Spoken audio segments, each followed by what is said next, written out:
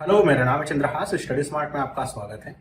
आज के इस वीडियो में हम बात करेंगे बैंकिंग अवेयरनेस के बारे में कि ये जो चैप्टर है कैसे आपको सेलेक्ट करवा भी सकता है और कैसे आपको बाहर भी कर सकता है, क्या इसकी इंपॉर्टेंस है, आपके एग्जाम से कितना ज़्यादा इसकी रिलेवेंसी है, पढ़ना ना पढ़ने का क्या इफेक्ट पड़ेगा, कब पढ़ना चाहिए, कब से स्टार्ट करनी चाहिए इसकी प्रिपरेशन, ये सारी बातें आज की इस वीडियो में हम करने वाले हैं। तो सबसे पहले तो हम बात करते हैं कि जो बैंकिंग अवेयरनेस है ये इतना इंपॉर्टेंट क्यों है। अगर आप कभी एग्जाम दिए होंगे या कभी किसी से सुनेंगे कि बैंकिंग अवेयरनेस आपको पढ़ना चाहिए, आप कभी ये सोचा आपने इतना इंपॉर्टेंट क्यों? क्या इससे जब मेंस में क्वेश्चन पूछे जाते हैं तो 50% क्वेश्चन केवल यहीं से आते हैं इसलिए इतना इंपॉर्टेंट है? तो अगर आप डायरेक्टली देखेंगे तो ऐसा नहीं है। फिर क्या इंपॉर्टेंस है इसकी? तो देखिए, बैंकिंग अवेयरनेस, सबसे पहली बात तो ये है कि बैंकिंग अवेयरनेस का अपने आप में मतलब ये है कि जो बैंकिंग वाली टर्मिनोलॉजीज या फिर जो फाइनेंशियल टर्मिनोलॉजीज हैं उनसे आप अवेयर होते हैं। अच्छा, जैसे आप कोई भी करंट अफेयर पढ़ रहे हो, चाहे वो किसी पीडीएफ से पढ़ रहे हो चाहे किसी पेपर से पढ़ रहे हो, आप ये जानते होंगे उसमें कोई आलतू फालतू की न्यूज तो एग्जाम में पूछी नहीं जाती। आप ये तो नहीं पढ़ते होंगे अच्छा इस पार्टी के इतने एमएलए दूसरी तरफ चले गए, किसकी सरकार, ये नहीं पूछा जाएगा।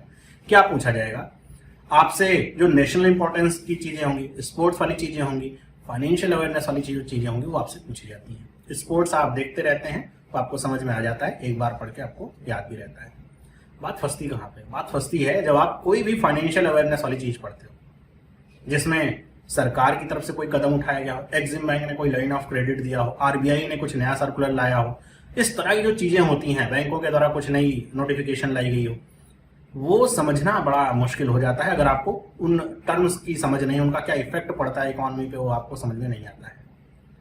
अब एक कोई न्यूज है, फॉर एग्जाम्पल मैं ऐसे कहूँ कि मान लीजिए आरबीआई ने कह दो रेपो रेट बढ़ा दिया। अब एग्जाम में आपसे पूछा जाए कि आरबीआई ने रेपो रेट बढ़ा दिया, इसका मनी सप्लाई पे क्या इफेक्ट पड़ेगा? अगर आपने रटा हुआ है तब तो आप पूरी संभावना है कि आप एग्जाम में हौच पौच करके आओ कि क्या वो मनी सप्लाई बढ़ेगी कम होगी, कोई इफेक्ट नहीं पड़ेगा। आप सोचोगे पता नहीं बढ़ेगी घटेगी, याद नहीं आ रहा। अभी याद करने की चीज नहीं है, ये समझने की चीज है।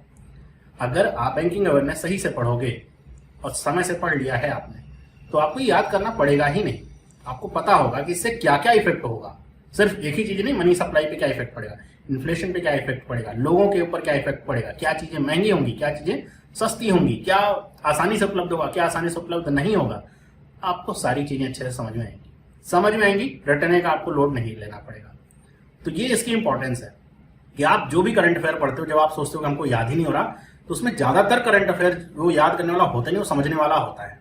आप अगर उसको रटने के चक्कर में पढ़ोगे तभी वो हौच पौच होता है। एग्जाम में बैठते ना, लगता है ऑप्शन तो सारे पढ़े पढ़े हैं, इसमें से कौन सा सही है, बस हमको क्लियर नहीं हो पा रहा, तो इसी वजह से होता है। तो इसलिए ये इतना इंपॉर्टेंट है। अब अगर मैं बात करूं कि कितना पूछा जाता है एग्जाम में, कितना पूछा जाएगा, क्योंकि इससे आपको इसकी रेलेवेंसी समझ में आएगी। तो अगर मैं कहूँ डायरेक्ट क्वेश्चन कितने पूछे जाएंगे, डायरेक्ट क्वेश्चन का मतलब जैसे कि एमपीसी जो है, मॉनेटरी पॉलिसी कमेटी, उसके कितने मेंबर्स होते हैं, है ना। तो ऐसे जो डायरेक्ट क्वेश्चन ऐसे बैंकिंग अवेयरनेस से जो निकल के आते हैं, वो आपको 3 से 4 देखने को मिलता है। आप कहेंगे ये भी एक पागलपन ही है, 3 से 4 क्वेश्चन के लिए इतना माथापच्ची कौन करे? लेकिन ये गलत सोच है ना। ये तो आप सोच रहे हैं डायरेक्ट कितने क्वेश्चन आ रहे हैं, आप ये भी तो सोचिए इससे रिलेटेड इनडायरेक्टली कितने क्वेश्चन हैं। लगभग पूरा फाइनेंशियल अवेयरनेस इसी से रिलेटेड है, सारा कुछ। एक आध आपकी स्पोर्ट्स की न्यूज होगी या वॉचरी की न्यूज होगी, ऐसा आपको अलग अलग न्यूज देखने को मिलेगी। उसके बाद तो सारा करंट अफेयर केवल फाइनेंशियल अवेयरनेस पे ही रहता है, सब कुछ इसी से रिलेटेड है। अगर आपको ये नहीं समझ में आया ना, तो करंट अफेयर जो आपने रटा हौच पौच होना ही है। और अगर आपको बैंकिंग अवेयरनेस समझ में आ गया तो वो तो 4-5 क्वेश्चन जो आते हैं वो डायरेक्ट वो तो आप कर ही लोगे। इसके अलावा बाकी के क्वेश्चन भी आप आसानी से रिलेट करके कर पाओगे और आपको चीजें ज्यादा अच्छे से याद रहेंगी। करंट अफेयर जब आप पढ़ोगे तो क्योंकि आपको समझ में आ रहा है, तो बहुत ज्यादा याद करने का लोड आपके दिमाग में नहीं रहेगा, आपको याद रहेंगी चीजें अपने आप। तो ऐसे इनडायरेक्टली आपसे डायरेक्टली इनडायरेक्टली मेंस में पूछा गया। अच्छा, मेंस आपने क्लियर कर लिया। कई बार आप जब इंटरव्यू में बैठते हैं तो होता यह है कि मेंस आपने बहुत अच्छे से किया, इंटरव्यू बहुत खराब होता है। रीजन क्या होता है कि आप रट के गए होते हैं। अभी एग्जामिनर आपके सामने, जब इंटरव्यूअर आपके सामने बैठा है, वो आपसे कोई भी सवाल, कोई भी एक केस निकाल देगा। और अगर आपको बैंकिंग अवेयरनेस के बारे में चीजें पता नहीं, आपसे कह देगा अच्छा बताओ आरआरबी ने रेपो रेट बढ़ा दिया, ये जो इन्फ्लेशन, इसके ऊपर कैसा इफेक्ट डालेगा। अब ये तो कोई ऑब्जेक्टिव क्वेश्चन है नहीं कि आप बता दो कि ये सही गलत, अब आपको बताना पड़ेगा। आप समझे है नहीं, रट के चले गए थे, अच्छा रट के गए होंगे, एक शब्द में जवाब कुछ देंगे, सही हुआ गलत हुआ कोई भरोसा नहीं। लेकिन अगर आपने समझा हुआ है तो आपसे अच्छे से एक्सप्लेन कर पाएंगे तो वो उसके ऊपर ज्यादा अच्छा इफेक्ट छोड़ेगा और आपको इंटरव्यू में अच्छे नंबर मिलेंगे। तो अगर मेंस में आपके थोड़े बहुत कहीं नंबर कट भी रहे होंगे, इंटरव्यू से बैलेंस हो जाएगा, क्योंकि इंटरव्यू आपका बहुत अच्छा गया है। तो ये इसका दूसरा डायरेक्ट इफेक्ट है जो आपके एग्जाम में देखने को मिलता है ना। तो इसलिए ये इसकी इंपॉर्टेंस इसी वजह से ऐसे बढ़ती जाती है। अब मैं अगर आपसे ये कहूं कि इसकी तैयारी कब करनी चाहिए, अब ये सबसे इंपॉर्टेंट बात है। इसकी तैयारी ज्यादातर बच्चे मेंस एग्जाम जब प्रीलिम्स हो जाता है, रिजल्ट आ जाता है, उसके बाद तैयारी करना शुरू करते हैं, बैच खोजते हैं और कोर्स खोजते हैं। ऐसा नहीं है। अगर आप तब कर रहे हो तो आप समझ के रखिए कि आप बहुत देर कर चुके हो। क्यों ऐसा कह रहा हूं?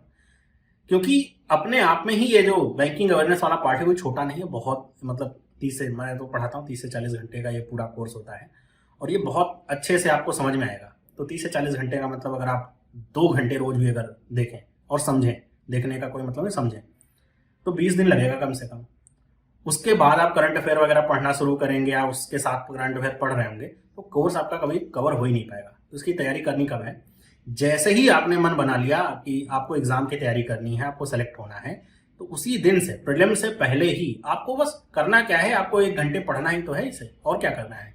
आप लेटे रहिए, आराम करते रहिए, आप बैंकिंग अवेयरनेस की क्लास लगा लीजिए, कान में लीड लगाइए और सुनते रहिए, चीजें समझते रहिए।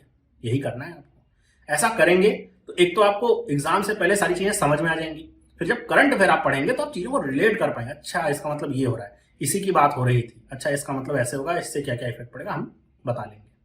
तो तैयारी आपको इसकी पहले से करनी है, ना कि बाद में।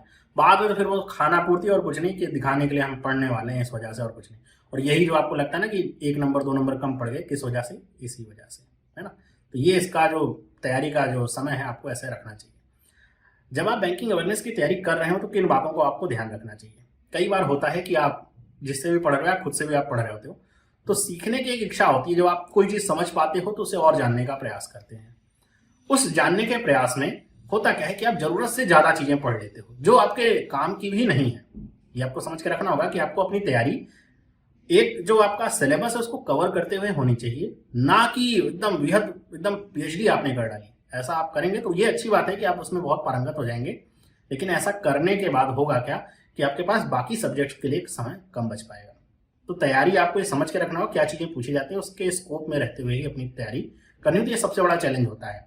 पढ़ते पढ़ते तो आप कितना भी आप बाल की खाल निकालते चले जाओ, आपको निकलती ही मिलेगी, वो मजा आएगा, लेकिन वो आप अपना समय जहां इन्वेस्ट करना चाहिए वो नहीं कर रहे हैं। कितना पढ़ना है वो भी आपको समझ में आना चाहिए।